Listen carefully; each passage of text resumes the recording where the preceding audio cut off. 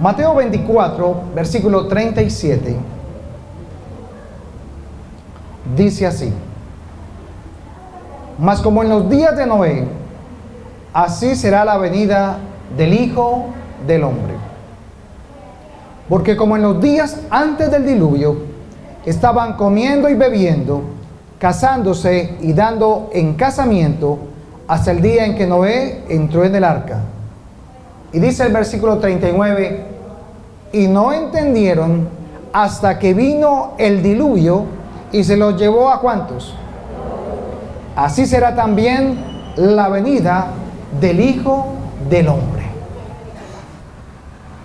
Casualmente, Nicolás viene y comparte un sueño que yo no había escuchado. Y parece como que Dios está hablándonos por ambos lados, por sueños y por su palabra, de lo que ha de ocurrir.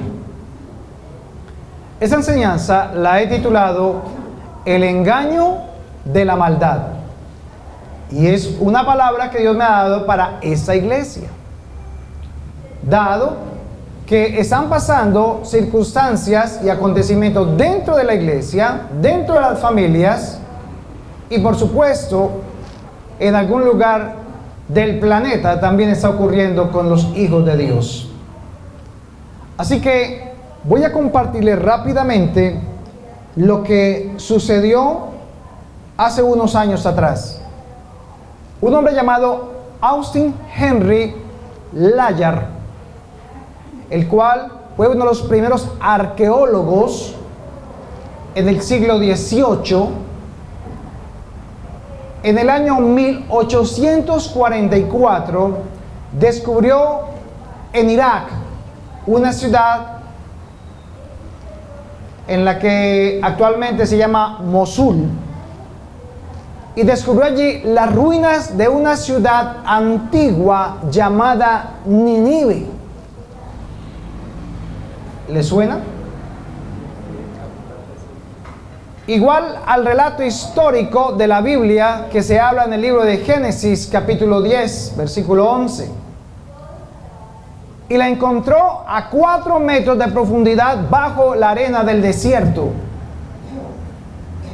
Al explorar el palacio de Nínive, que fue lo que él encontró, descubrió en el palacio de Nínive más de 25,000 tablillas en piedra en escritura cuneiforme, o sea, por símbolos y figuras.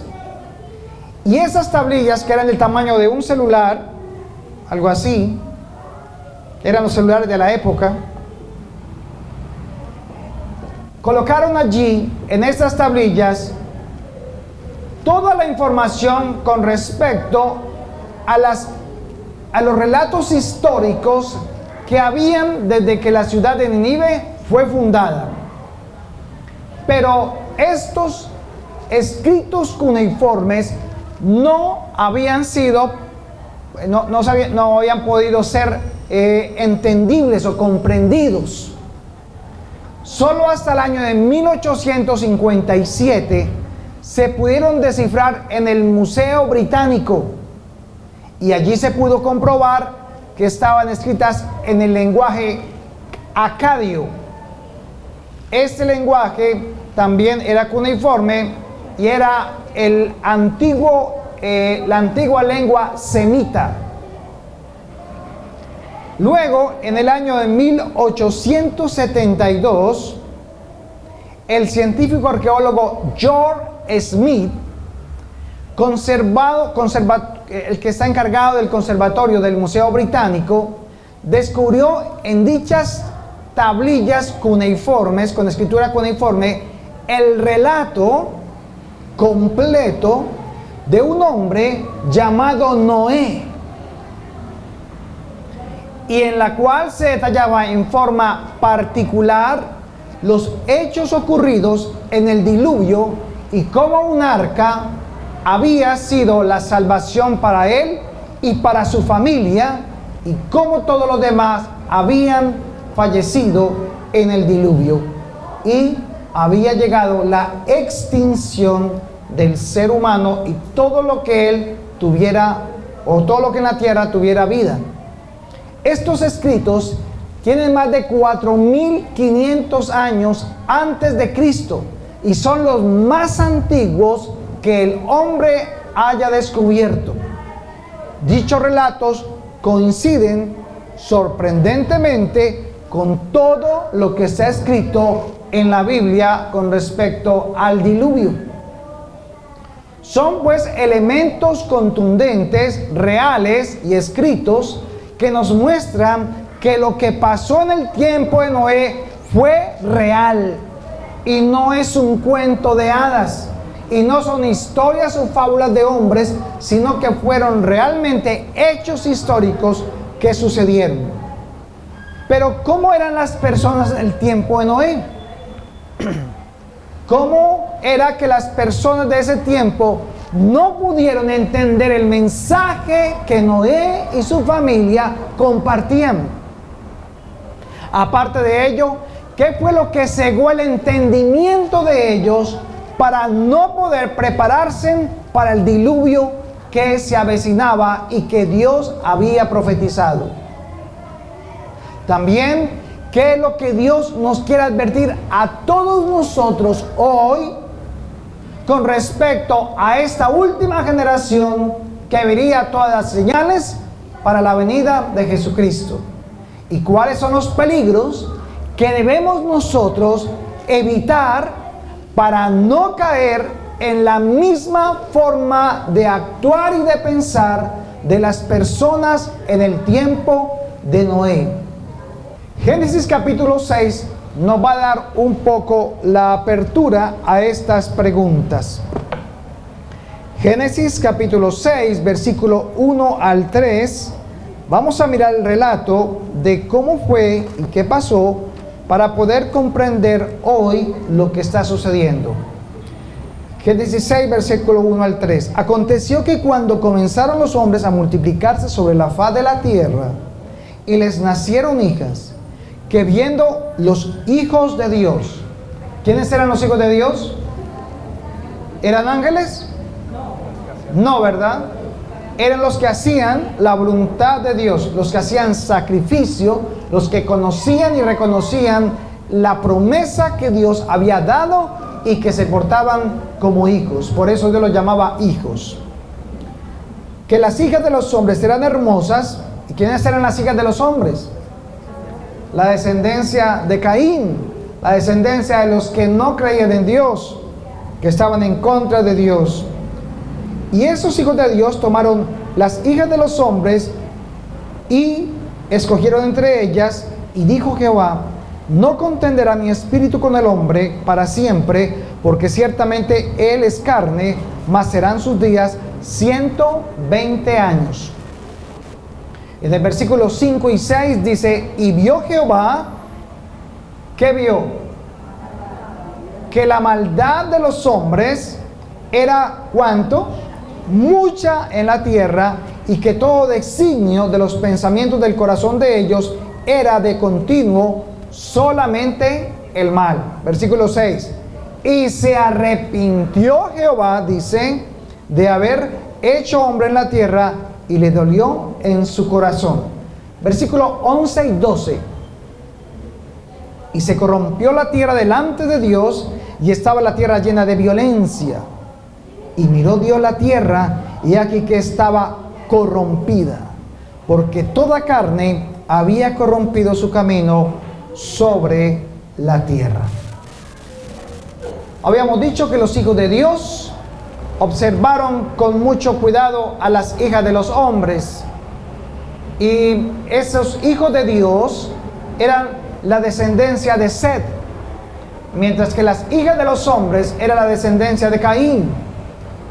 Pero Dios decide hacer un juicio contra todo lo que tuviera espíritu de vida sobre la tierra. ¿Por qué? Porque los pensamientos de ellos se corrompieron delante de Dios y eran de continuo solamente ¿qué? El mal. Solo pensaban en hacer el mal. ¿Sabe la palabra maldad lo que significa? Usted, iglesia, que conoce muy bien. La maldad es ¿qué? Todo lo que es contrario a la voluntad de Dios. Y a Dios le dolió en su corazón, dice la palabra, que el hombre llegara a pensar de esa forma, más aún sus propios hijos. Porque sus hijos iban bien, estaban por el buen camino, estaban esperando la promesa. Pero aún los hijos de Dios desviaron su mirada del pensamiento de Dios y empezaron a mirar ¿a quiénes? A las mujeres, y se dejaron guiar solamente por lo que ellos veían y sentían. Y esto poco a poco los llevó a tomar a ellas en casamiento para multiplicar la tierra, pero con un pequeño problema. Ellas no creían en Dios y sus hijos, por lo tanto, empezaron a contaminarse y ya no servían a Dios, ya no tenían relación con Dios, sino que se volvieron idólatras, y aparte de ello también muchos ateas o ateos, con tal de que no estuvieran en los caminos de Dios. Pero hay una palabra que me llamó la atención en el versículo 11, y dice, y se corrompió la tierra, como dice, delante de Dios, y estaba la tierra llena de violencia.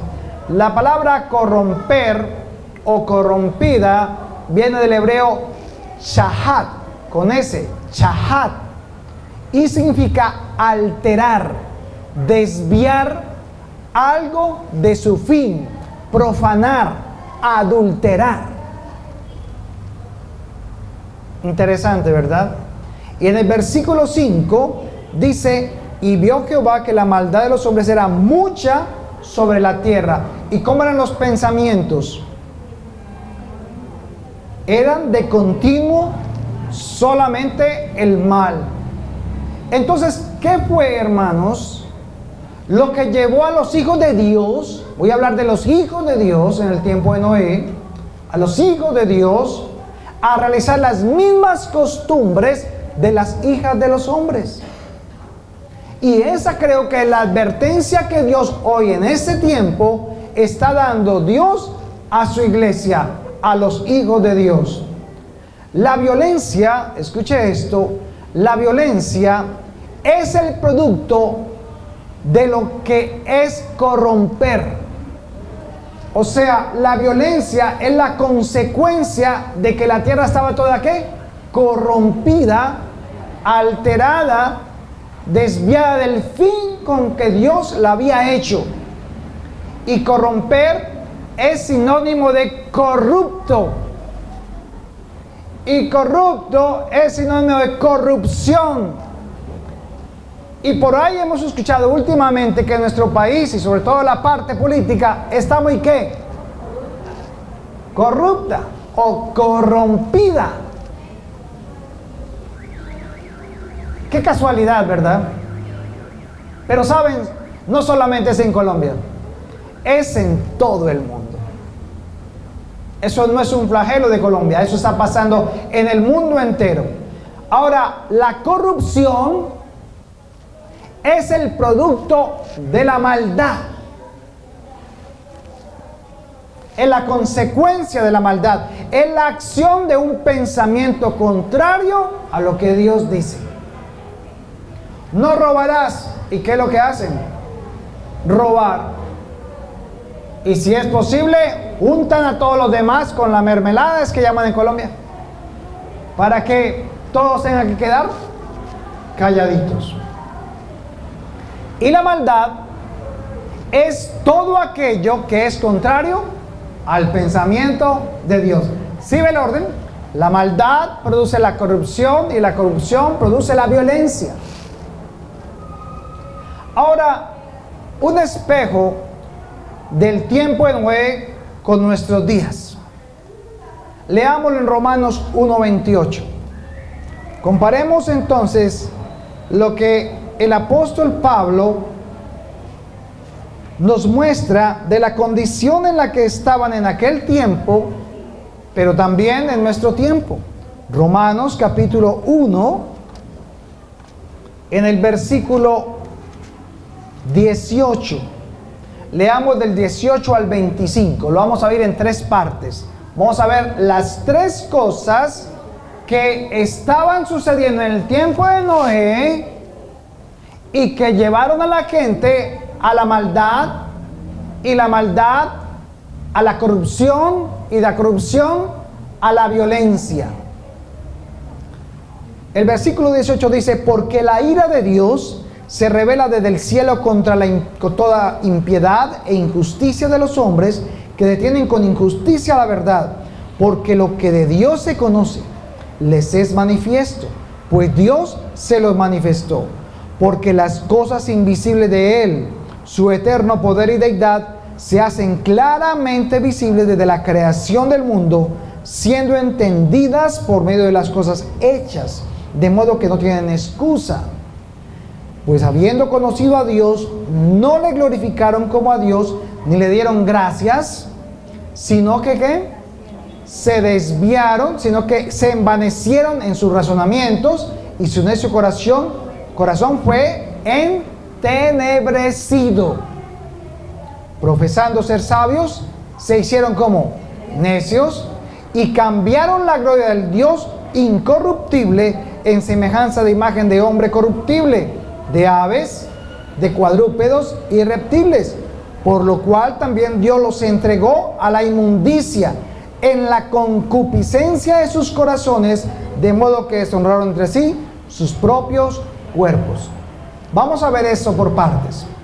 Esta primera parte habla de que la ira de Dios, su santidad, la justicia de Dios, porque Dios es justo, pero también es santo.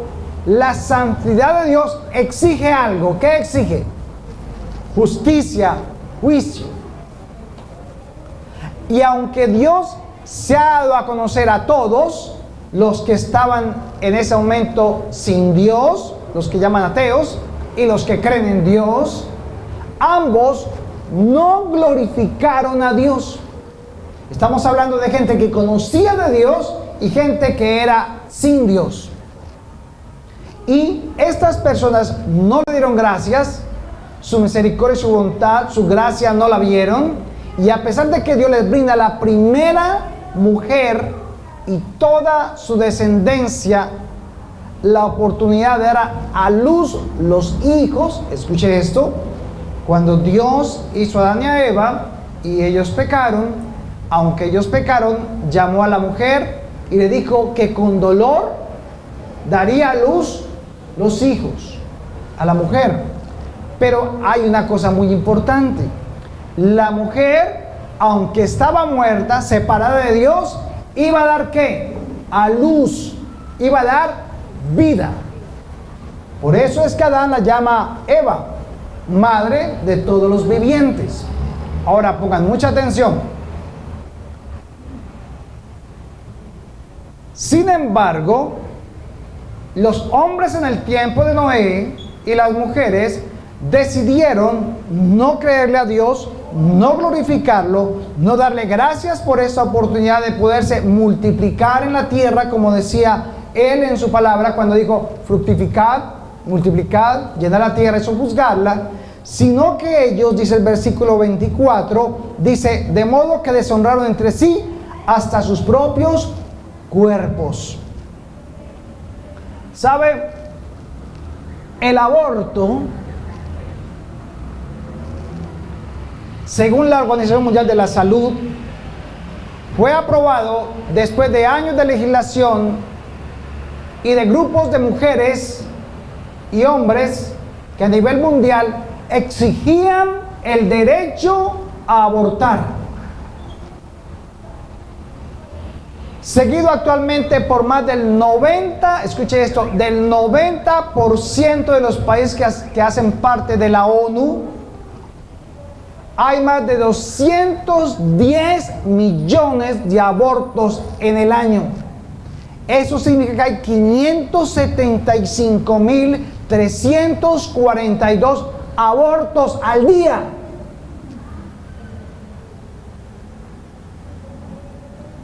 ¿Se alcanza usted por saber, a darse cuenta por minuto cuántos niños mueren? En solo Estados Unidos son más de 200 millones de abortos al mes. Al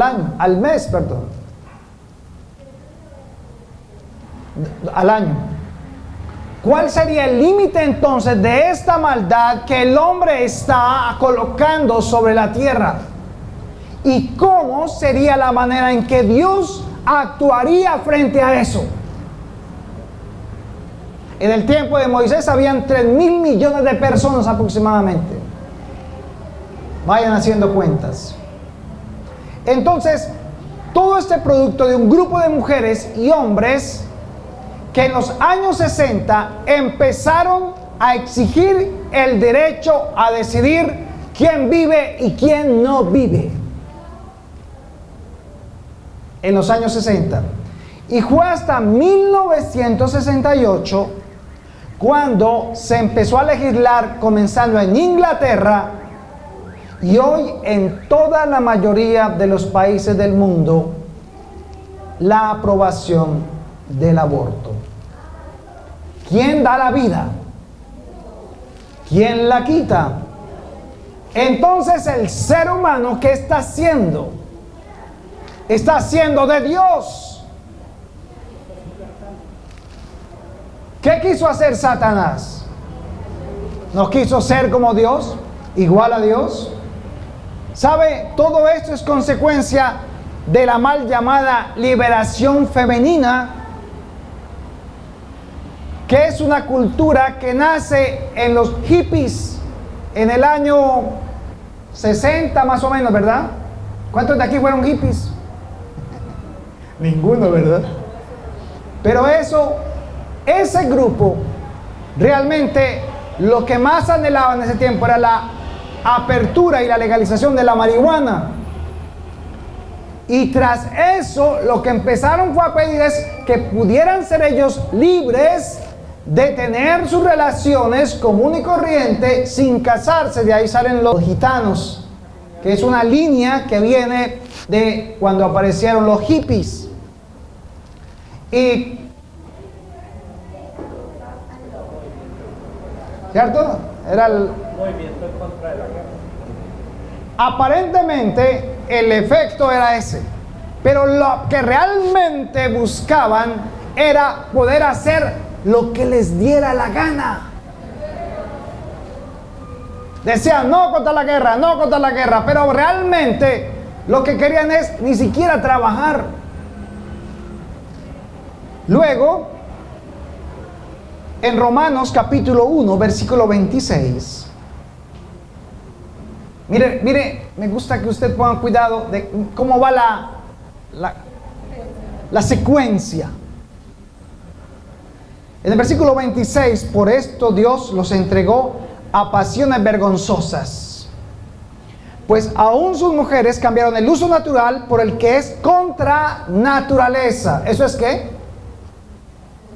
Lesbianismo. Y de igual modo también los hombres, dejando el uso natural de la mujer, se encendieron en su lascivia unos con otros, cometiendo hechos vergonzosos, hombres contra con hombres, y recibiendo en sí mismo la retribución debida a su extravío. La segunda ola, después de esto del aborto, fue que la maldad del ser humano en el tiempo de Noé llegó a un clímax con el homosexualismo, el lesbianismo y los transgéneros. Y el homosexualismo, según la Organización Mundial de la Salud, en este momento en la Tierra ocupa el 10% de la población mundial. Según un estudio de la misma organización, el 40%, escuche esto, el 40% de los varones han tenido una experiencia homosexual. Ahí vamos. El país número 1 en homosexualismo aprobado y que aprobó el homosexualismo fue Francia, donde el 15% se considera parte de la cultura LGTB.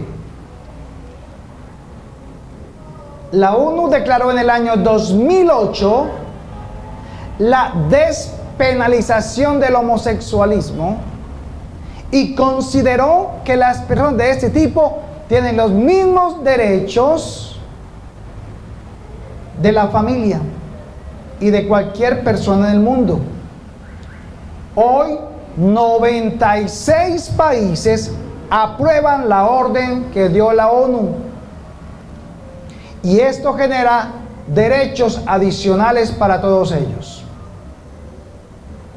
¿Y sabe dónde comenzó todo?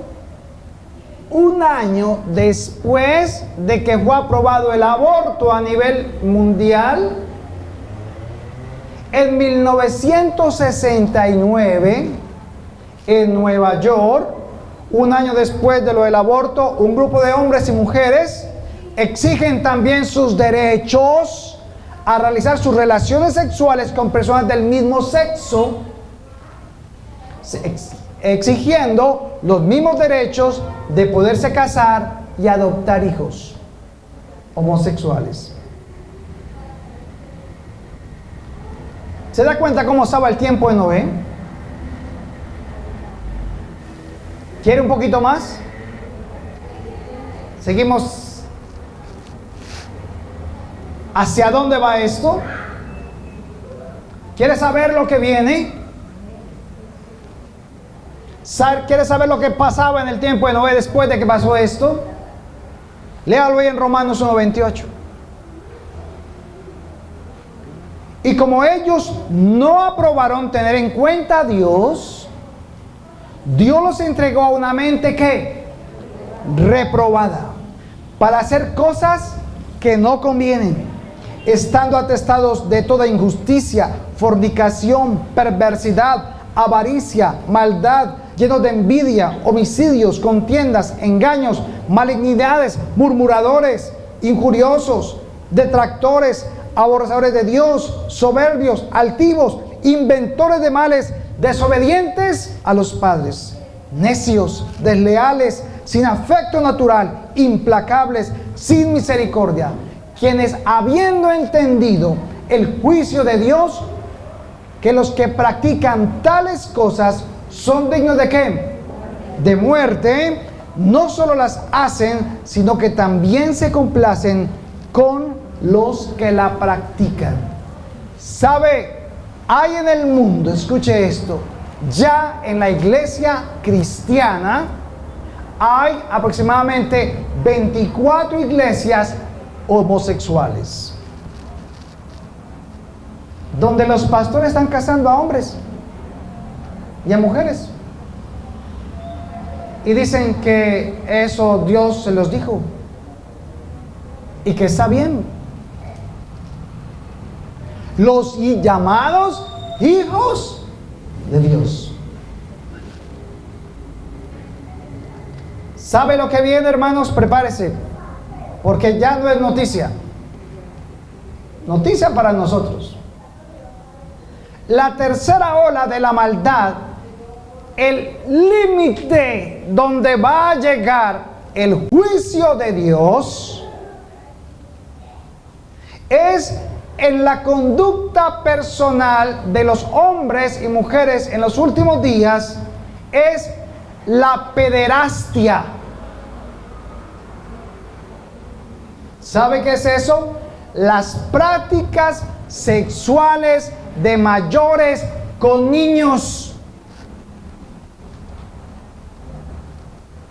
usando las mismas tácticas por el activismo gay que hubo en el mundo y que ha habido. Los pedófilos han decidido empezar a colocar su nombre y a decir: nosotros también tenemos derecho. Tenemos un estatus similar. Y así como años antes se considera el homosexualismo una enfermedad mental, y ya la APA, la Asociación Mundial de Psicólogos, dijeron que no es una enfermedad, entonces que ahora hay libertad de género, entonces estos hombres y mujeres, ya con sus páginas web que ya existen, están formando grupos a nivel mundial para exigir sus derechos, argumentando que su deseo por los niños es una orientación sexual igual que la de los homosexuales. En 1973, la APA, que realmente es la Asociación Americana de Psiquiatras, no de psicólogos, de psiquiatras, determinó que la pedofilia, escuche esto, la pedofilia y las personas que la sufren solo tienen una enfermedad mental, y que el abuso de niños estaba exagerando la gente, de que era una exageración que fueran violados y que no traían daños negativos sexuales a los niños, ni mentales tampoco, ni físicos ni mentales. Eso lo dijo la Asociación Americana de Psiquiatría. El primer país en apoyar, esto es lo más tremendo, ya hay un país que apoya la pedofilia y se llama Holanda, y está a favor de ellos, que tienen los mismos derechos, porque es una cuestión de género y tiene que haber libertad de género. Con eso se quiere tapar todo lo que es realmente la maldad del ser humano. Así que en los próximos años, hermanos, el siguiente paso de la maldad del ser humano será la aprobación de la pedofilia o la pederastia. ¿Raro? No, para eso nos programan cada día en televisión. ¿O es que le parece raro que a su niño en la escuela le esté diciendo que use condones? Todo es un manejo del anticristo, del espíritu del anticristo que está preparando todo para su venida. El 90% de las páginas de internet en el mundo son ¿de qué? Pornografía. El 90%. Y el 10% de ese 90% son de pedófilos. Así que eso que usted que ven en Facebook, que mandó las foticos, que la niña mandó esto, que el niño mandó las foticos, que lo están ahí sobornando, eso no es nada, hermanos, para lo que viene.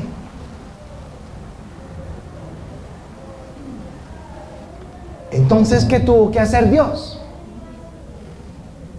Un juicio, porque la maldad de los hombres era mucha sobre la tierra, y todo pensamiento y designio de sus pensamientos era de continuo solamente ¿qué? El mal. Entonces, ¿qué hizo Dios? Génesis 7, vamos a Génesis 7, versículo 11. El año 600 de la vida de Noé, en el mes segundo, a los 17 días del mes, aquel día fueron rotas todas las fuentes del grande abismo, y las cataratas de los cielos fueron abiertas. ¿Qué llevó a Dios a cabo? Hizo un juicio. Y le dio 120 años para que se arrepintieran. Pero no lo hicieron. Y de 3.000 millones de personas solo se salvaron ¿cuántas? 8. Dios esperaba que se arrepintieran de sus pecados y se volvieran a Él. Y en el versículo 16, después de que llama a Noé y a su familia, después de que entran los animales al arca, después de que está toda la familia de Noé allí adentro, en el versículo 16 dice: y los que vinieron, macho y hembra de toda carne vinieron, como le había mandado Dios. ¿Y qué hizo Dios? Y Jehová cerró la puerta. Así como en el tiempo de Noé, así mismo está pasando hoy en día. Y saben, la puerta se está cerrando. Él está haciendo los últimos llamados. Y usted decidirá si va tras el mundo y sus placeres, o si va tras la puerta que Dios está preparando para los que en Él confían. Así mismo Dios está advirtiendo a sus hijos no contaminarse con la maldad del mundo. Y ese llamado es para la iglesia, los hijos de Dios. Mateo 24, versículo 10 al 13. Así que Dios cumplió con lo que dijo. 120 años y vendría el diluvio, esperando Dios que se arrepintiesen, pero no se arrepintieron. Mateo capítulo 24, versículo 10. Muchos tropezarán entonces y se entregarán unos a otros, y unos a otros se aborrecerán. Aquí está hablando Jesús de cómo va a ser los últimos días antes del arrebatamiento. Y muchos falsos profetas se levantarán y engañarán a muchos. ¿Sabe cuántos Jesucristos hay por ahí en el mundo diciendo que ellos son Jesús y que ya vinieron? Más de 28. Y andan como Jesús y caminan como Jesús y con barbita como Jesús. Yo soy Jesús. Sectas. Versículo 11. Y muchos falsos profetas se levantarán y engañarán a muchos. Versículo 12. Y, ¿cómo dice? Y por haberse multiplicado, ¿qué? La maldad, el amor de muchos, ¿qué? Se enfriará. Alerta, iglesia. Dios nos está advirtiendo por qué los hijos de Dios en el tiempo de Noé cayeron. Se alejaron de Dios e empezaron a hacer lo contrario a la voluntad de Dios. El gran peligro, mire el versículo 12 y 13, el versículo 13, mas el que persevere hasta el fin, este será ¿qué? El gran peligro de llevar a cabo el hacer la maldad es que su amor por Dios, hermano, escuche esto, su amor por Dios, si usted continúa jugando con la maldad, si usted continúa jugando con los juguetes del mundo, es que su amor por Dios y por su prójimo se enfriará. Eso va a suceder. El enemigo del amor de Dios es la maldad. La multiplicación de la maldad hará que tu corazón ya no pueda amar a Dios como Él ama. La herramienta que utiliza el anticristo o el espíritu del anticristo en ese tiempo y sus huestes ¿de qué? De maldad, para enfriar el amor de los hermanos unos a otros, es utilizar la maldad. Todo lo que sea contrario a la voluntad de Dios sirve. Cuando mientes, le estás diciendo a Dios que no le crees. No se está mintiendo usted mismo no se puede mentir. Se está usted engañando a sí mismo. Los hijos de Dios no pueden mentir ya. Pero por querer quedar bien con el vecino, porque quedar bien con el profesor, quedar bien con el amigo, quedar bien con el compañero de trabajo, hace una mentirita ¿qué? ¿Y ustedes cómo saben? Piadosa, ¿verdad? Porque la idea es que nadie esté triste o se sienta lastimado o se sienta confrontado. La idea es que todos andemos contentos y felices. Y para poder andar todos contentos y felices y para que me tengan en gran estima, tengo que mentir. Las pequeñas zorras dañan ¿qué? La viña. Cuando robas, le estás diciendo a Dios que Él no es tu proveedor. Dios te bendice, pone en tu corazón que des una ofrenda, que des un diezmo, tú no lo haces. Ah, no, pero como es voluntario, ¿a quién le estás engañando? Le estás diciendo a Dios, tú no provees, soy yo el que trabajo. Cuando haces lo contrario a la voluntad de Dios en tu vida, estás bajo la voluntad ¿de quién? Del maligno. Y a causa de los hijos de Dios, escuche esto, a causa de los hijos de Dios en el tiempo de Noé, vino ¿qué? El diluvio, el juicio. La razón por la cual viene ahorita un juicio al mundo es por la iglesia. ¿Cómo le parece? Porque Dios prefiere salvar los que hay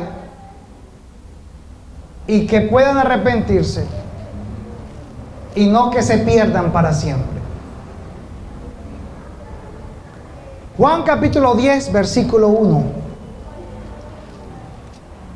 Jesús nos aclara un poco más. De cierto os digo, dice Jesús, el que no entra por la puerta en el redil de las ovejas, sino que sube por otra parte, es ladrón y salteador. Mas el que entra por la puerta, el pastor de las ovejas es. Juan capítulo 10, versículos 7 al 11. Capítulo 10, versículos 7 al 11. Volvió pues Jesús a decirles, de cierto digo, yo soy la puerta de las ovejas. Y todos los que antes de mí vinieron, ladrones son y salteadores, pero no los oyeron las ovejas.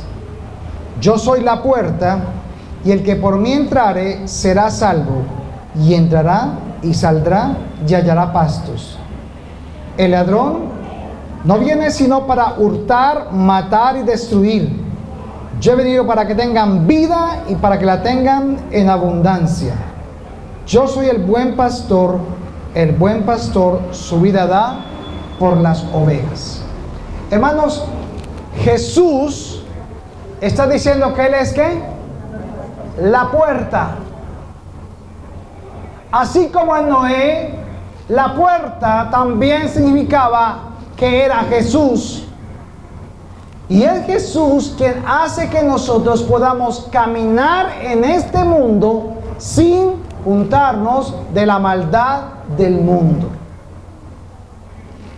Él está representando en el arca de Noé la salvación. Y lo único que nosotros podemos vivir y tener seguros es esa salvación que es en Jesús. Jesús es la puerta y Él es quien nos introduce a la salvación eterna. Yo le quiero preguntar, ¿cuántos de los que hay aquí tenemos a Jesús como nuestro Salvador? ¿Saben? Aunque Él es nuestro Salvador, un día va a decir, hasta aquí. Hasta aquí acepto tu maldad. Hasta aquí voy a aceptar que sigas haciendo lo que haces.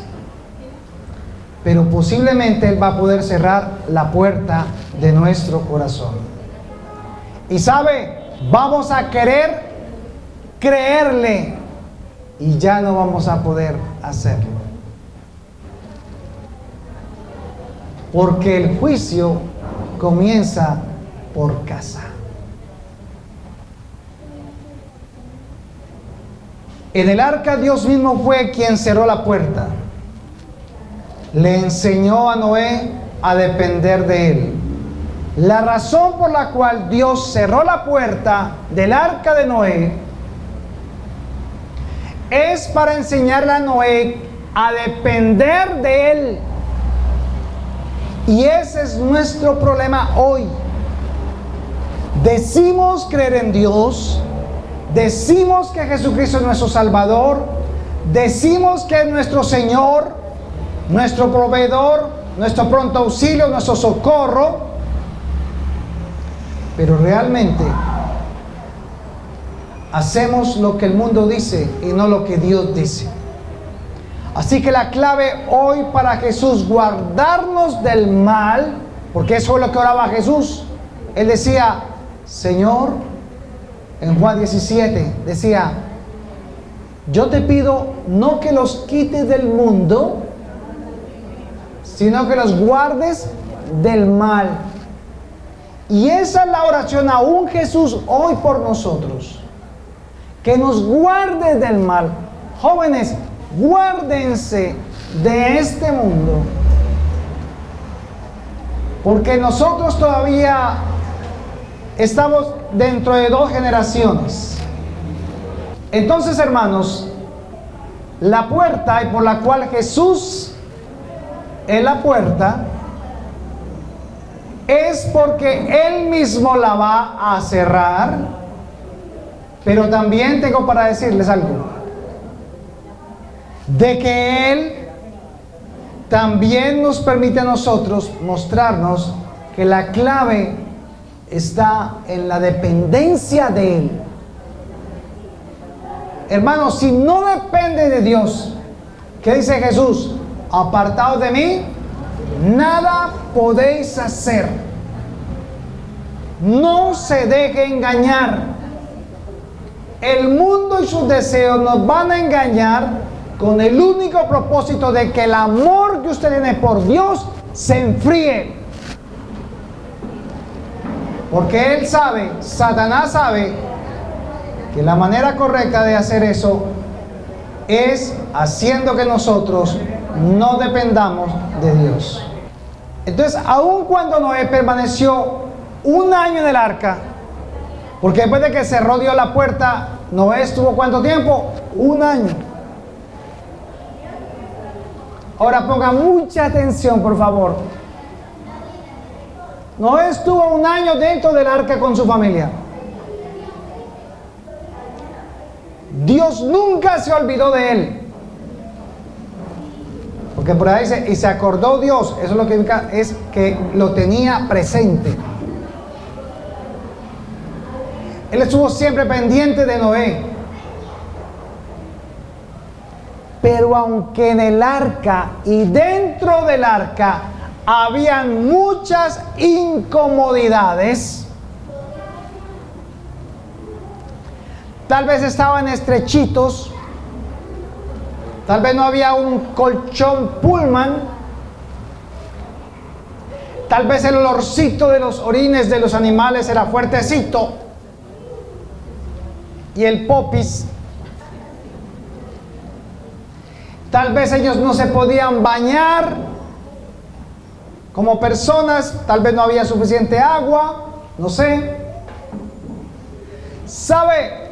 Dentro del arca, a pesar de todas esas incomodidades, aunque habían ese tipo de necesidades, aunque tal vez el esposo Noé y su esposa preguntaran ¿hasta cuándo tendremos que estar aquí? Porque Dios no le dijo cuánto tiempo. Dios no le dijo cuánto tiempo. Métete al arca, se va a inundar la tierra, pero no le dijo que en 1 año, 2 años. No le dijo nada. ¿Sabe? Aunque las personas allá afuera se rían de ti, como lo hicieron con Noé, aunque las personas se burlen de tu vida y te menosprecien, o tal vez te insulten, Noé permaneció fiel y fue constante totalmente a esa dependencia con Dios. ¿Sabe? Jesús es la puerta y ya entramos también a Él, que es el arca. y ya tenemos salvación. Pero aunque vivamos necesidades en esta tierra, aunque tengamos incomodidades en casa y tal vez en el trabajo, y tal vez no tengamos la mejor cama o el mejor carro, o no tengamos las cosas necesarias para vivir como los demás, aún así Dios ha sido fiel contigo. Y Él te ha guardado y no te ha faltado nada. Y Él dice en su palabra: no he visto justo desamparado, ni su descendencia que mendigue pan. Seamos agradecidos con lo que nos da y tenemos dentro de esta arca. ¿Cuánto tiempo? No sabemos. Pero Él sabe cuánto tiempo. Él sabe nuestras necesidades e incomodidades, dolores, sufrimientos, enfermedades y estuches que a veces se dañan. Pero Él lo sabe. Y Él te dice: confía en mí. No te desampararé, no te dejaré.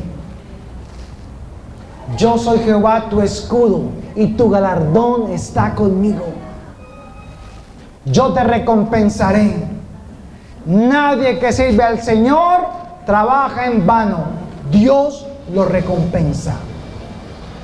Usted no ha perdido su vida. Usted no ha sido una persona sin éxito. Usted y yo somos exitosos porque tenemos la salvación y sello del Espíritu Santo para vivir por los siglos de los siglos. Amén.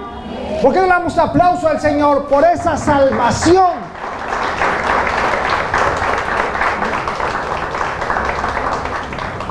Y en Hebreos capítulo 12,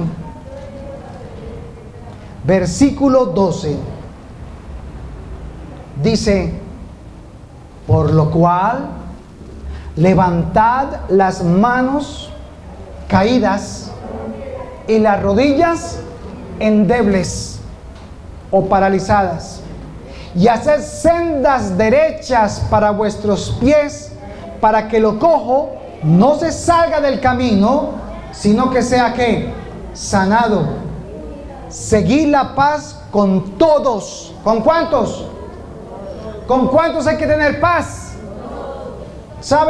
Tenga primero paz con usted mismo. El primer paso para tener paz con el semejante es tener paz con uno mismo. Téngase paz con usted mismo. Ámese, valórese, quiérase, acéptese y deje de pelear con Dios. ¿Para qué hace lo contrario a la voluntad de Dios? Eso no le trae felicidad, le va a traer amargura, y eso le va a traer maldad, y la maldad le va a traer ¿qué? Corrupción, y esa corrupción le va a traer ¿qué? Violencia. Y cuando menos piense, el amor de Dios se evaporó. Él no dice que va a perder la salvación. Él dice es que el amor de Dios se le va a evaporar, se va a evaporar de su vida. Y usted va a querer amar a su cónyuge y ya no puede. Y va a querer amar a sus hijos y mostrarle su amor y ya no le sale. Va a querer amar a su mamá, a su papá, y los quiere llevar a pasear y ya no es capaz.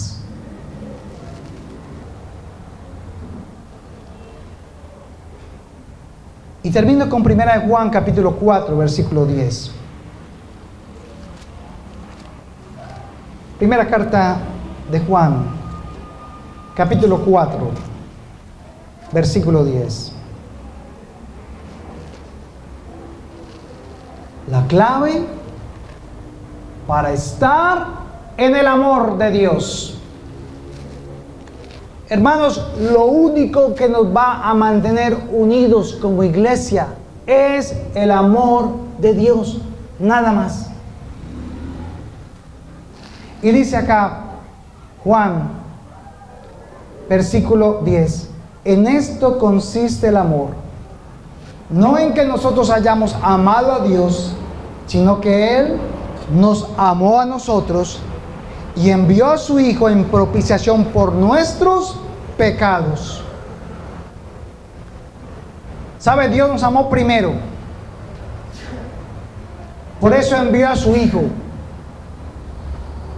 para pagar por tu pecado y por mi pecado, para que no nos sentamos culpables y no juzguemos al otro, sino que si usted tiene al Señor, ame, dé de ese amor sin esperar nada a cambio, porque el amor de Dios es ¿qué?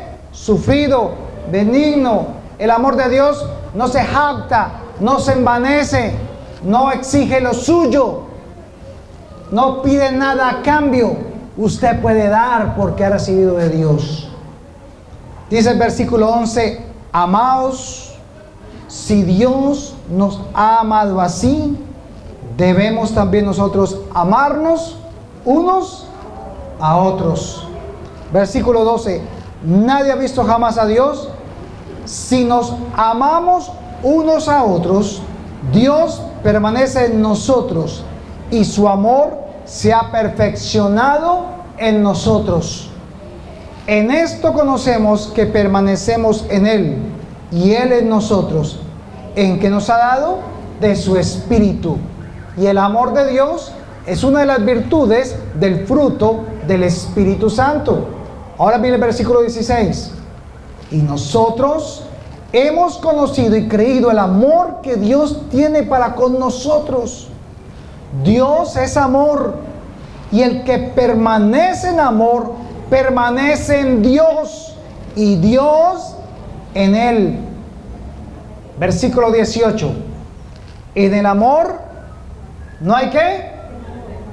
No tenemos por qué tener temor. Entonces dice el 18: en el amor no hay temor, sino que el perfecto amor echa fuera ¿qué? El temor, porque el temor lleva en sí castigo, de donde el que teme no ha sido perfeccionado en el amor. La clave, hermanos, y el termómetro para saber si tenemos amor de Dios es cuánto temor tienes. Si estás lleno de temores del futuro, si estás temiendo por tu cuerpo, si estás temiendo por tu casa, si estás temiendo por tus hijos, significa que necesitas más amar. Ama más.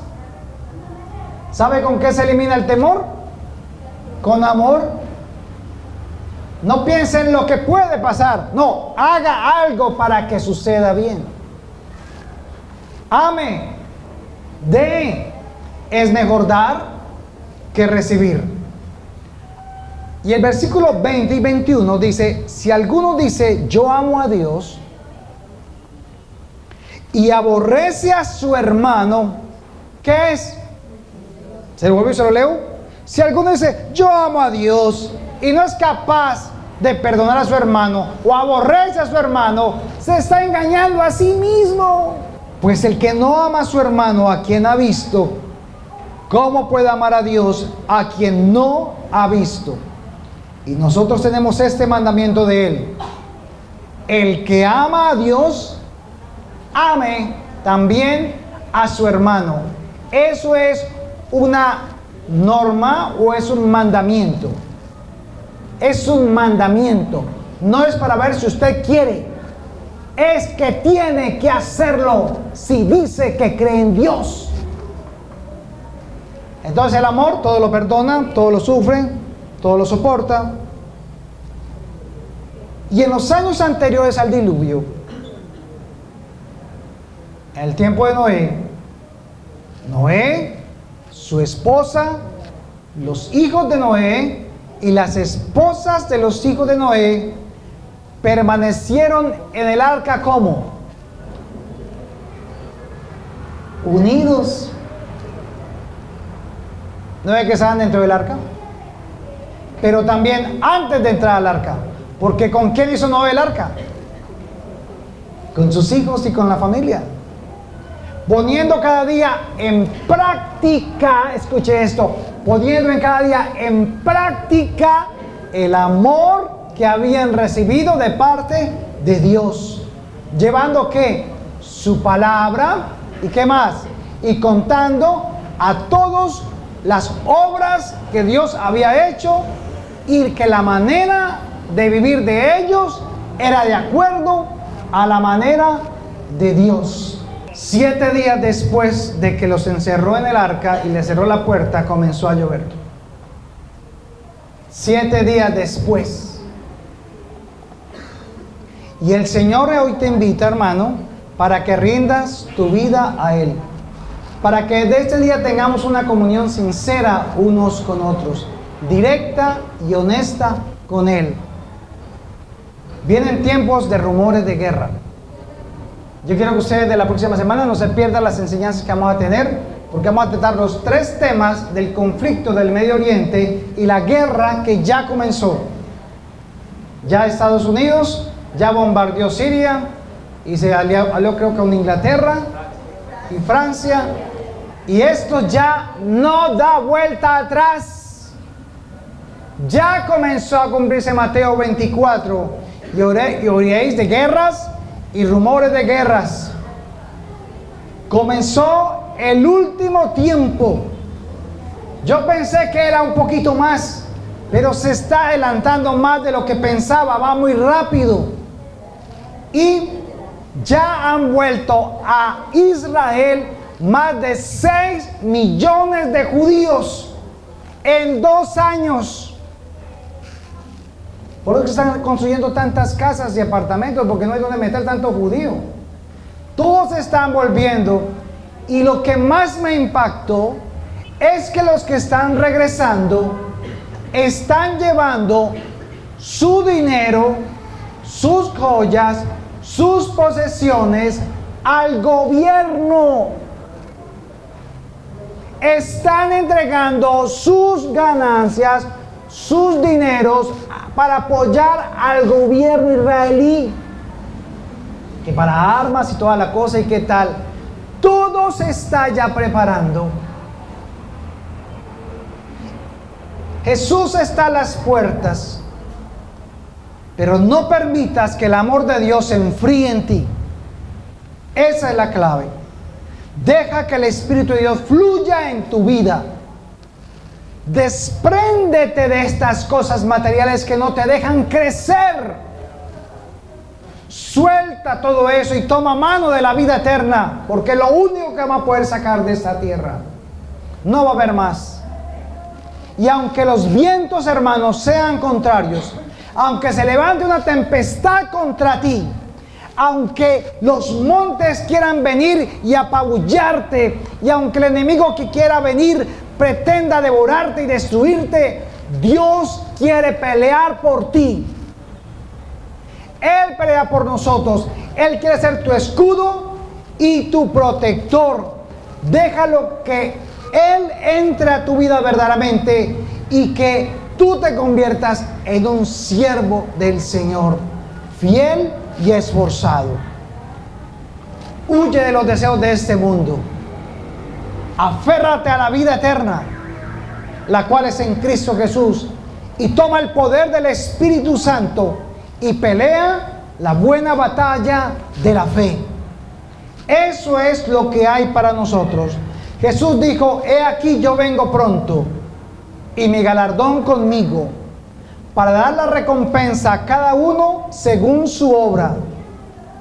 Bienaventurado el varón, dice Jesús, que soporte la tentación, porque yo le daré la corona de la vida. Y el que me ama, mi Padre le amará, y moraremos en él.